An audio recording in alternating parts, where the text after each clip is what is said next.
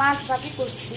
হ্যাঁ, এই মাছ ভাজিটা আসলে আমি হলুদ লবণ মরিচ দিয়ে করছি।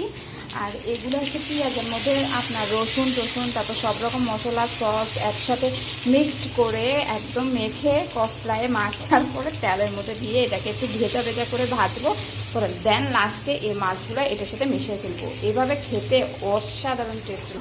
এরপর রান্না করছি এই যে মাংসের কোরমা, যেটা মাংসটাকে না ভেজে রান্না করে সেই মাংসের কোরমা। কালারটা যদিও এখানে ঠিক মতো আসছে না। তারপর হচ্ছে পোলাও।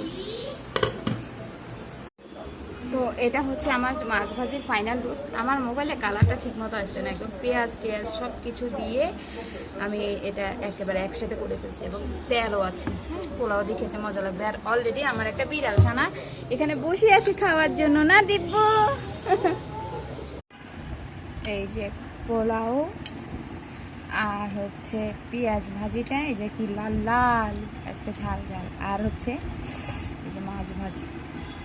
ওয়াও, এই পেঁয়াজগুলোর মধ্যে না সস আর রসুন দিয়ে আলাদা ভাজলে এত মজা হয়। ইস।